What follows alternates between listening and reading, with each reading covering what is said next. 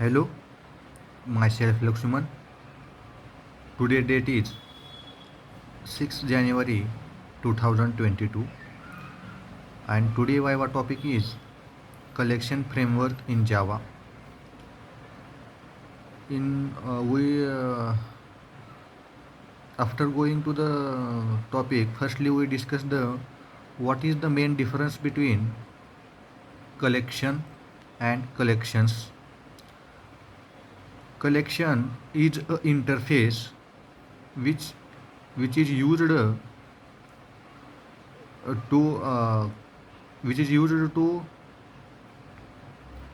used to group of individual objects in a single entity, which means the number of objects will be assigned into the single object. This is a collection.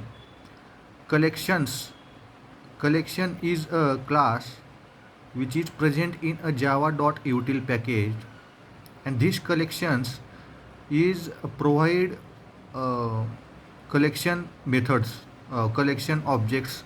The some methods are provided to the collection objects. It means collection is an interface, but collections is a class which is defined several method for the collection. Now move to the collection frameworks. In collection, there are some parts. There are mainly two parts divided. Two collection frameworks is divided into the two parts. First one is a collection, and second one is a map. Collection is also divided into the three parts mainly. Number one, list. Number two, set, and number three, queue. Firstly, discuss the list. List is a list is child interface of collection. If we want to represent a group of individual objects in a single entity, but duplicates are allowed and the insertion order is preserved, then we go through the list. It means duplicates are allowed in the list and also order is preserved. It means which way order preserved means in which way we are inserting the element in such a way that the element should be printed in a console. Now the set. The set, if we want to represent a group of individual objects in a single entity, but duplicates are not allowed and its insertion order is not preserved.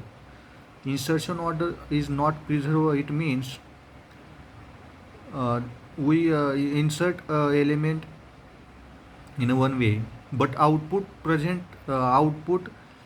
get in a console in a different manner,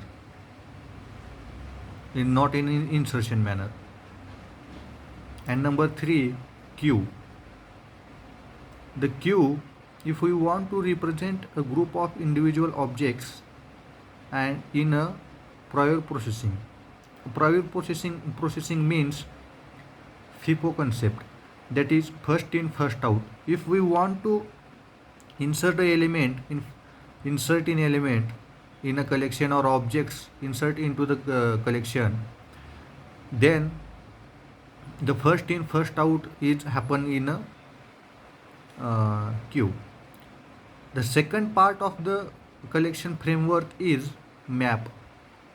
If we want to represent a group of individual objects in a single entity, but the value is present in a key value pair.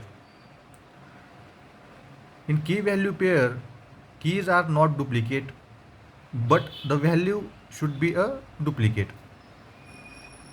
The one key is assigned to the one value, or second key is provided to the second value also, and the first collection, that is collection list, is collection in list. List is also divided into the three parts, that is array list, linked list, and vector.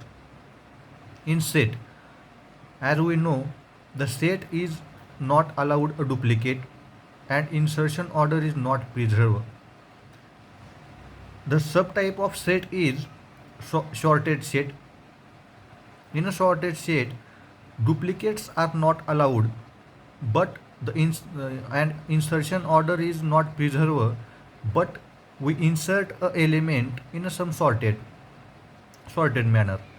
That's why it is called as a sorted set.